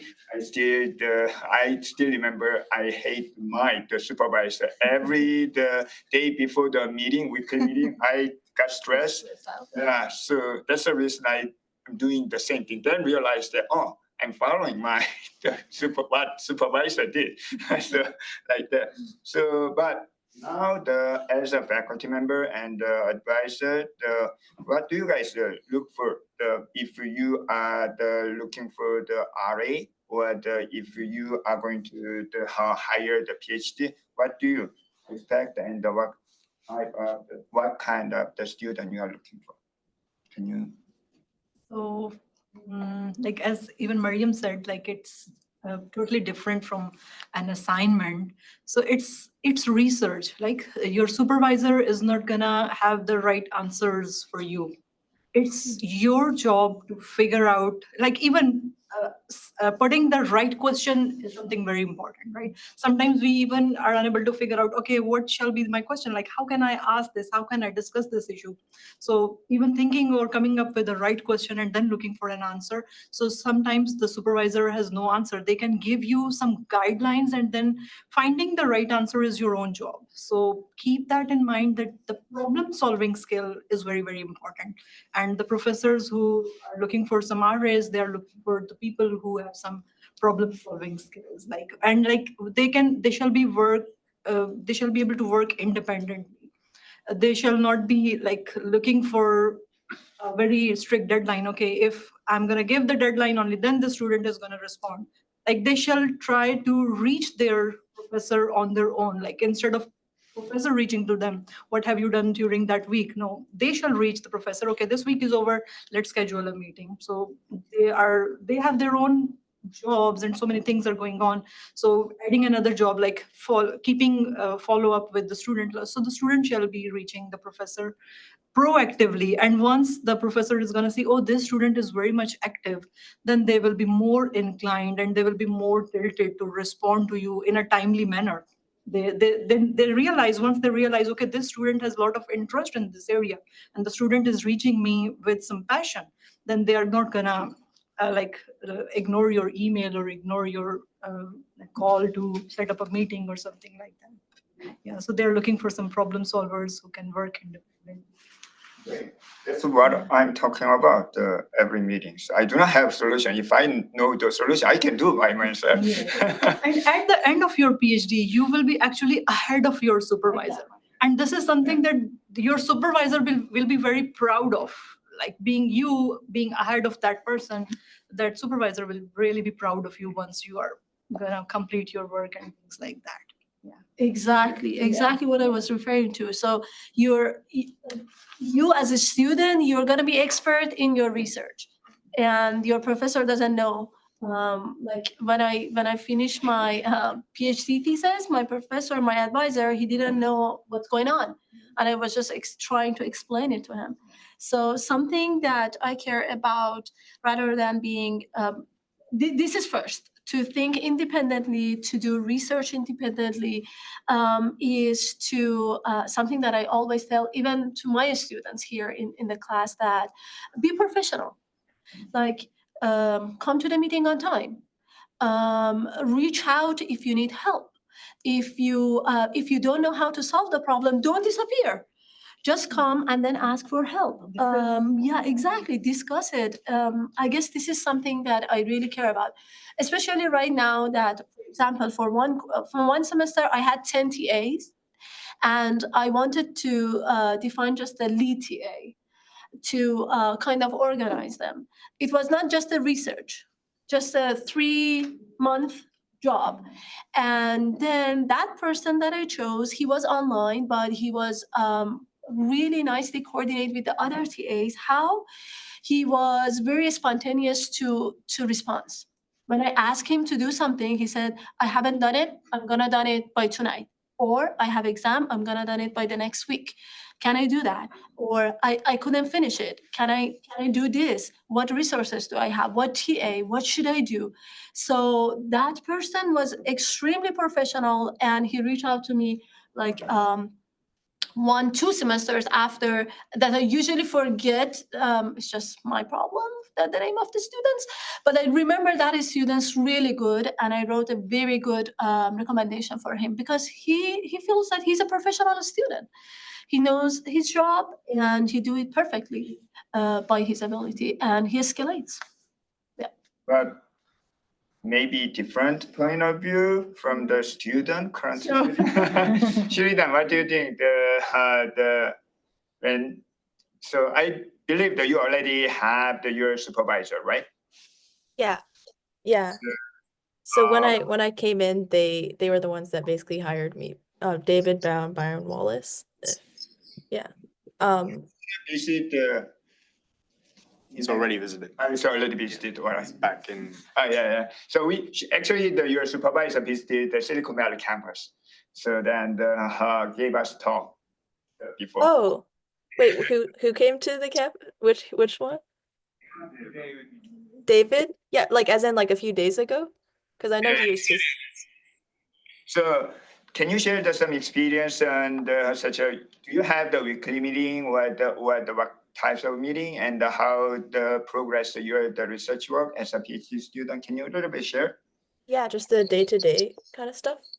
Or is this a new question, or is this really? Yeah. So like day-to-day, I actually have like a pretty free schedule compared to like undergrad. So like at Northeastern in the first 2 years, you're still completing all your classes. So most people take like 1 or 2 classes per semester. But then in terms of like research, I have like a weekly meeting that's with David and Byron. So it's like I think most people usually have a weekly meeting that's like a one-on-one because they would have one advisor or 3 people if they have 2 advisors. And the kind of like workflow, like in my first year when I was still, again, like not really, like I still felt like I needed more guidance. What it was kind of like is like every week I would kind of like report back to David and Byron and tell them like, oh, this is what I did this week. Like I tried this experiment, but like, maybe like there's this bug. I'm not really sure what is happening with this, or like, oh, I found this really interesting thing. Like, what do you think I should do now? And now it's kind of more like I guess as I've gotten more confident, it's become a little more like the weekly meeting is not so much me asking for like, oh, I'm not sure what to do next, but it's more like, oh, here's what I did, and like, do you have any like feedback, and like, like, and so that's like sort of what the general workflow is. And my schedule is actually pretty free because I'm done with my classes this semester, and so we have in our lab, we also have like lab meetings every week. So Byron has a weekly meeting and David has a weekly meeting. And in those meetings, like people will, like in Byron's meeting, we'll like read papers together. In David's meeting, someone will give a talk on like their research. And so like that's sort of the general day-to-day, but then it also depends on whether I'm like working like kind of what stage of research. So like just now I just finished a paper, submitting a paper to a conference. And so like before a deadline, you're working doing a sort of different type of work where you're doing a ton of code and like making all your figures and doing all your writing. And then now I'm in a stage that's like the first part of research where I'm sort of exploring, and it's a lot more like trying to figure out exactly what I'm going to work on. So yeah, I hope that's helpful with. Here Yeah. the same as the 30, 40 years before. I could give the chance to serve your curiosity. Yes, if you want to get the answer specific person, so you can point. Otherwise, general question. Yeah, go ahead. So it's a general question for the panel. How did you think about the economics of participating in a PhD program, given the non-linearity, the fact that even if it were linear, it'd be around 5 years? How do you think about that? Well, I think if you have an RA, you're gonna be okay. If you have a family, I guess it would be a little tough. But it depends that if you have another income in your family or not. But I guess the TA ship would be available, flow ship would be available, and RA ship would be available. But I don't know how much recently, I guess. Based on my experience, that I have went through the prime mortgage, the crisis, and the first term of the current president, and so on. But it totally depends on the program. Some of the schools are ready to overcome such a situation earlier, but the others are not. So, but this time really unpredictable. So because the government funding is closed, some of the universities affected, but so that's the one thing I think that you remember William that suggests like the bring your own fund. That doesn't mean that not on your own, but you can find the fellowship, or many of you are from the overseas, so some government also the support. Such a thing that may stable your situation, then you can survive. So that's what you expect, or? I mean, I think so. I thought that conversation was more around funding the research itself rather than your own life over the course of the program, which is obviously. So. Maybe like I haven't studied the whole PhD over here. At that time, like I got the scholarship, but the exchange rate, like the PKR and the USD was so much different that I even have to sell my car. So even my husband was spending so much. It was like a lot of financial input from the family. So I think like having some family support is very important. Yeah. Also, I usually suggest such a difficult time should be survival mode. Yeah. So yeah, so that's true. So more practical the suggestion, and even the future the PhD student, it's not you don't have to decrease.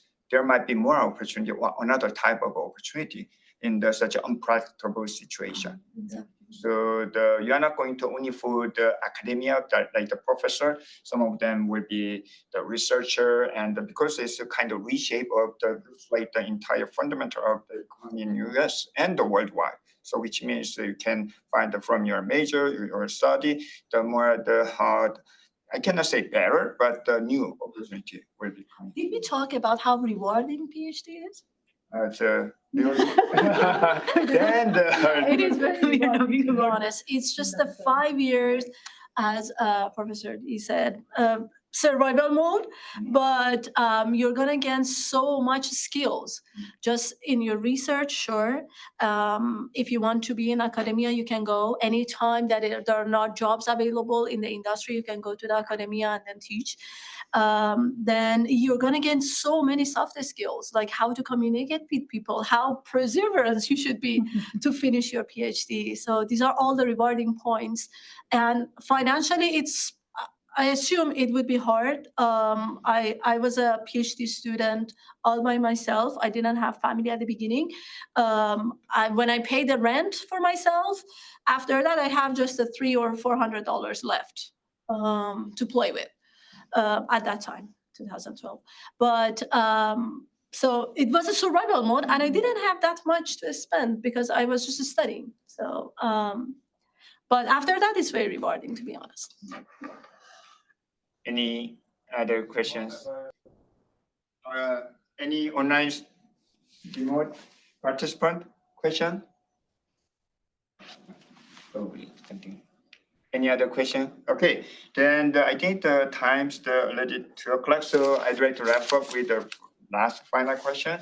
So as you expect something, do you have any advice from the position, like the future PhD student and the current PhD student, and also the faculty who already got the degree, to the student who are interested in the PhD for the future career? Any advice? Then we are going to wrap up. From my side. And also plus whatever you want to talk. Go ahead, Timina. Once you enroll, try to reach people who can give you feedback. This is very important. Like getting some feedback is always going to help you. And even if you think that this person, even from your supervisor side, if your supervisor, you are very lucky if your supervisor is giving you feedback, right? Critical feedback is important because it's for improvement. You can make those changes and your work will be in a very nice shape after you are gonna make those changes. So never say that your supervisor is too much critical and too much harsh on you. Trust me, you are the lucky one if your supervisor is gonna responding you with those revisions. And try to catch those symposiums. Like there are symposiums and the workshops where you can present your work it's the work at a very initial stage, like not the results, like not a conference presentation, like work or your ideas at very initial stage. Try to present your ideas or the proposal as at those symposiums and try to get some feedback. And this feedback is very much helpful in shaping up your work, and like you can bring a lot of improvement in your idea and refinement in your work if you are lucky enough to get the feedback. So this is very, very much helpful. Great, thank you. And well, at the last point, I just want to say that we talk about it. PhD is too long. It's too hard. Financially, we have some difficulties for sure. Finding good advisor is hard. Doing research is hard. But remember that it's extremely rewarding. With your education, with your career, or within yourself, you're going to be a different person after you get your PhD because of all the skills that you gain. And the last sentence is that to be brave, does not mean that you don't scared. It means that you're scared of something, but you feel that it's good. That's why you move toward it. So we feel scared about PhD, but still we move. Just we want to be brave, and after that, you're gonna get the reward for sure. Great, great point. Okay, Shridan. Yeah, I'm not. I have a bunch of different things that I'm sort of thinking of right now. But one of them is I feel like when I was starting research, like just about like what research is like. I remember, yeah, like first reading research papers and stuff was like really intimidating, and like a lot of the time because they're so dense and technical, and like I felt like I didn't really understand what was going on most of the time. But what I've sort of realized is now that I think is good to keep in mind is that like it's research is basic. Like if you can, if you feel like you can solve problems in your daily life, then you can do research as well. And like in research, it's basically just you have to do a lot of work to like understand, what the problem is. And the good thing is that you can ask other people, if you don't understand something, you can ask other people. Maybe they don't understand it, and maybe you can kind of figure it out together. But once you try and even like, a lot of the challenges, like even understanding like what is it that I'm like trying, what am I even like looking at right now? Like what am I even trying to work on? And then once you like, that's the whole like challenge is like, and then you can sort of use like your own like problem solving skills, like once you've sort of understood, like, does that make sense of like kind of gaining understanding and then like sort of using your actual like brain, and instead of trying to like pretend like you know everything, if that makes sense. Yeah, and then the other thing I think is research is really like communication is really important.